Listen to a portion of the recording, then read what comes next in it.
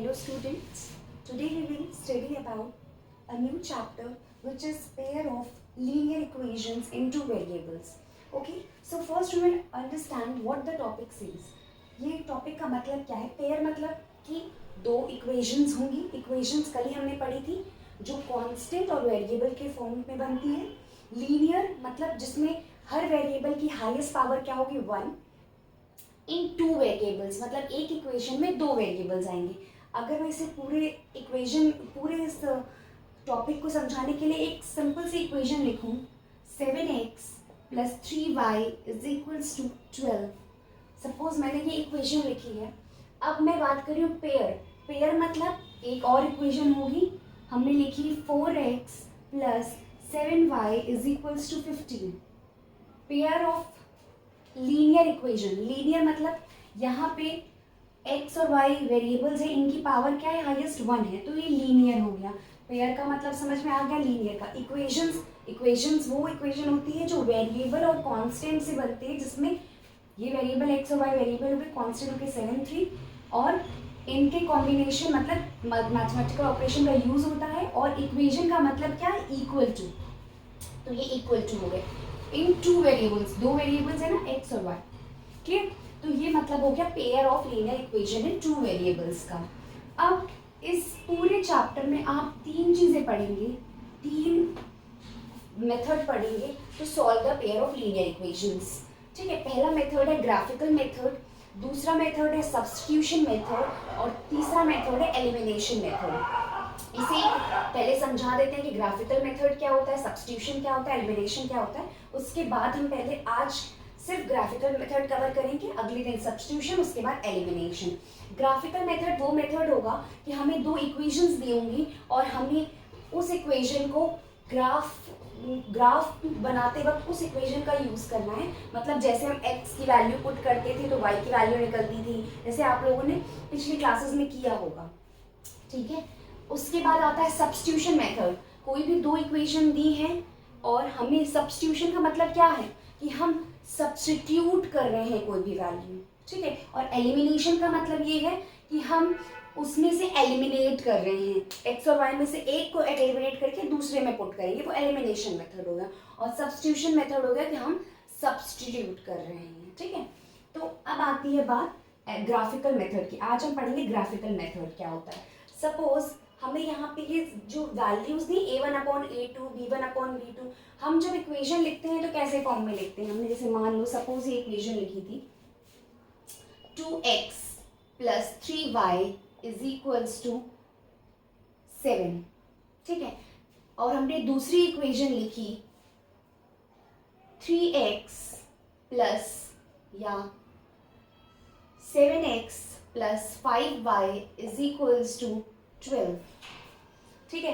तो ये हम इक्वेशन लिखी. अब हमें ग्राफिकल मेथड हमें पता है हमें कैसे सॉल्व करना है. हम x की वैल्यू रखेंगे यहाँ पे 0, तो y की एक पर्टिकुलर वैल्यू निकलेगी. फिर एक बार y के 0 रखेंगे, x की निकलेगी. एक बार x 1 रखेंगे, y की वैल्यू निकलेगी. वो ग्राफ बनाना आई थिंक सबको आता है. जो हमारे चैप्टर में है कि हमें पता करना है कि ये दो इक्वेशन में से कौन सी इक्वेशन का यूनिक सोल्यूशन होगा या कौन सी इक्वेशन के बहुत सारे सोल्यूशन होंगे, कौन सी इक्वेशन का नो सोल्यूशन होगा. या एक तरीके से पूछ सकते हैं कि ये पेयर ऑफ इक्वेशन है, tell me whether they are having a unique solution और इनफाइनाइटली मेनी सोल्यूशंस और नो सोल्यूशन. या ये पूछ सकते हैं कि ये किसकी कंडीशन, इक्वेशन क्या कंडीशन शो कर रही है? इंटरसेक्टिंग लाइन शो कर रही है, कोइंसिडेंट लाइन शो कर रही है, मतलब एक के ऊपर एक दूसरी चिपकी हुई है, कोइंसिडेंट मतलब ओवरलैप, या पैरेलल है. तो तीनों में से केस कौन सा लग रहा है इस इक्वेशन में? तो उसके लिए हमें ये टेबल समझ लेना होगा कि ये टेबल क्या कह रहा है. ग्राफिकल के लिए ये टेबल हमारा है. अगर हमसे पूछा जाता है कि हमारी इक्वेशन गिवन है तो वो कैसा ग्राफ बनाएगी, इंटरसेक्टिंग बनाएगी, कोइंसिडेंट बनाएगी, यूनिक बनाएगी. तो पहली कंडीशन हम देखेंगे ये होता है अगर a1/a2 not equals to b1/b2 है तो इसका मतलब कि दो लाइन क्या करेंगी? इंटरसेक्ट करेंगी और उनका यूनिक सोल्यूशन होगा. अगर सारी चीजें इक्वल होंगी, सारे ये इक्वल होंगे. अब a1/a2 b1/b2 क्या है? आप लोग ये सोच रहे होंगे. अगर हम इस इक्वेशन को देखें तो इस इक्वेशन का स्टैंडर्ड फॉर्म होता है ax + by = c.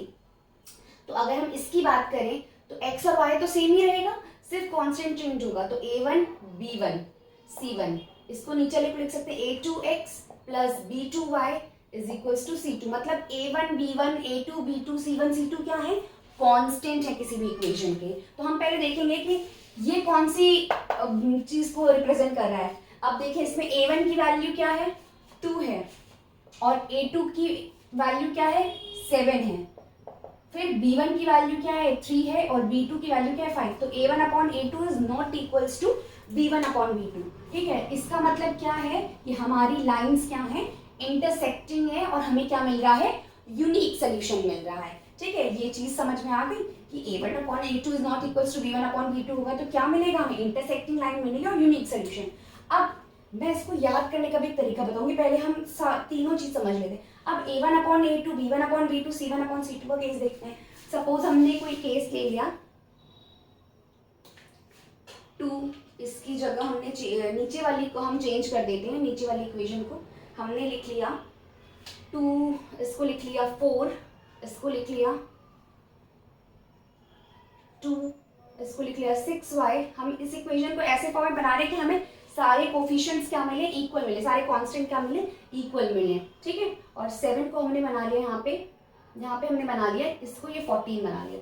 तो देखिए हम a1 अपॉन a2 क्या है हमारा, 2 अपॉन 4, b1 अपॉन b2 क्या है, 3 अपॉन 6, और c1 अपॉन c2 क्या है, 7 अपॉन 14। तो जब हम इसे सिंप्लीफाई कर रहे हैं तो 1 अपॉन 2 इसका भी आ रहा है, 3 1 3 3 2 6 इसका भी आ रहा है, इसका 2 1 2 2 2 4, 7 1 7 7 2 14। तो सारे क्या है, 1/2 1/2 1/2।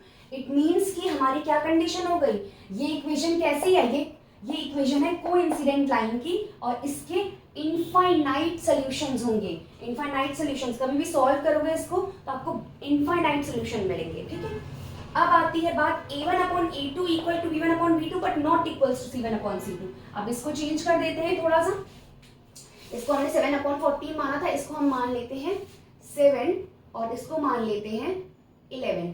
तो अगर हम देखें तो 2 अपॉन 4 a1 अपॉन a2 क्या है, 2 अपॉन 4, b1 अपॉन b2 क्या है, 3 अपॉन 6, c1 अपॉन c2 क्या है, 7 अपॉन। तो नॉट इक्वल्स टू, क्योंकि 7 अपॉन 11 3/6 1/2 के बराबर नहीं है, ये 1/2 है, ये भी 1/2। a1 upon a2 is equals to b1 upon b2 but not equals to c1 upon c2। तो ये किसकी कंडीशन हो गई, इसमें क्या सोल्यूशंस होंगे, पैरेलल लाइंस होगी, और इसका कोई भी सोल्यूशन नहीं होगा। अब आती है बात कि इसको हम याद कैसे करें, कि हमें जब इंटरसेक्टिंग लाइन होगी तो यूनिक सोल्यूशन होगा। सबको पता है, ग्राफ बनाते हैं हम, एक्स एक्सिस लेते हैं, वाई एक्सिस लेते हैं, ये एक्स डैश मान लो, इसको वाई डैश मान लो। ठीक है, हॉरिजॉन्टल हमेशा एक्स एक्सिस और वर्टिकल वाई। ठीक है, अब हमें देखना है कि a1 अपॉन a2 जब नॉट इक्वल्स टू b1, हमें ये याद करना, हमें ये तो कंडीशन पता करनी ही पड़ेगी, देखना पड़ेगा कि कौन किसके इक्वल है। भाई जब ये पता चल जाएगा हमें, तो ये हमें याद रखना है कि कैसे होगा।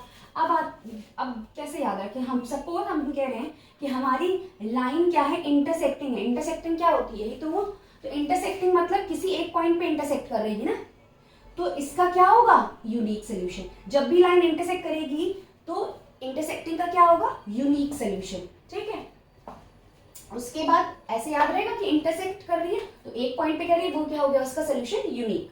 कोइंसिडेंट लाइन मतलब एक ये लाइन है, इसके ऊपर ही दूसरी लाइन है, पैरेलल नहीं है। कोइंसिडेंट मतलब ओवरलैप पूरी तरीके से। तो अगर एक लाइन है, अगर इसके बहुत सारे सोल्यूशन होंगे तभी तो ये ओवरलैप हो रही है, इसलिए कोइंसिडेंट सोल्यूशन मतलब हर पॉइंट पे सोल्यूशन मिल रहा है, पूरी दोनों लाइन टच हो रही है। यहाँ पे तो एक ही पॉइंट पे टच हो रही थी, तो इसलिए यूनिक सोल्यूशन। यहाँ पे तो एक लाइन है, वो दूसरी लाइन उसके ऊपर कोइंसिडेंट है, तो हर पॉइंट पे सोल्यूशन मिलेगा, मतलब इनफाइनाइट सोल्यूशंस। ठीक है, अब पैरेलल का कैसे याद रखें, ये और ये मिल ही नहीं रहे आपस में, तो कहीं पे सोल्यूशन ही नहीं आ रहा है, आगे जाके कहीं पे भी इंटरसेक्ट नहीं। पहला वाला था इंटरसेक्टिंग, एक पॉइंट पे होता है यूनिक सोल्यूशन। ठीक है, दूसरा वाला था क्या, कोइंसिडेंट, मतलब दोनों लाइन आपस में क्या है, कोइंसिडेंट है, तो बहुत सारे मेनी सोल्यूशंस। और मेनी सोल्यूशंस मतलब sorry infinitely many solutions. Infinitely many solution का केस क्या है कि जब दोनों लाइंस आपस में क्या करें, कोइंसिडेंट होंगी। एक सोल्यूशन कब मिलेगा यूनिक, जब हमारी इंटरसेक्टिंग लाइंस होगी, और नो सोल्यूशन कहीं आगे जाके मिल ही नहीं रहे, तो क्या हो गई, लाइन पैरेलल हो गई। अब ये सारी चीजें पता कैसे चलेंगी कि इनफाइनाइट है, कि इनफाइनाइट सोल्यूशंस है, कि पैरेलल लाइंस है, कि इंटरसेक्टिंग लाइन है, ये पता चल गया तो ये अपने आप लिख सकते हैं, क्योंकि ग्राफ समझ में आ गया। लेकिन ये पता कैसे चलेगा इंटरसेक्टिंग लाइन है, ये हम जब कांस्टेंट देखेंगे किसी भी इक्वेशंस के, ठीक है। इस पे हम लोग क्वेश्चन करेंगे कल एक, वैसे हमने मैंने ये क्वेश्चन से समझा ही दिया है, ऐसे ही क्वेश्चन आएंगे। तो ये क्वेश्चन हो गया और इस ये टेबल हो गया और इस पे बेस्ड क्वेश्चन हो गए, तीनों पार्ट मैंने समझा दिए कि जब a1/a2 not equals to b1/b2 होगा, जब तीनों इक्वल होंगे, जब दो इक्वल होंगे बट तीसरा इक्वल नहीं होगा, ठीक है। तो ये था आपका ग्राफिकल मेथड। अब इसके बाद हम पढ़ेंगे सब्स्टिट्यूशन मेथड कल, और उस पे बेस्ड एक क्वेश्चन करेंगे। उसके बाद हम थर्ड मेथड पढ़ेंगे एलिमिनेशन मेथड, और उस पे बेस्ड क्वेश्चंस करेंगे। Okay, I hope you like this video. If you have any doubt you can mention in the comment section. Okay, thank you.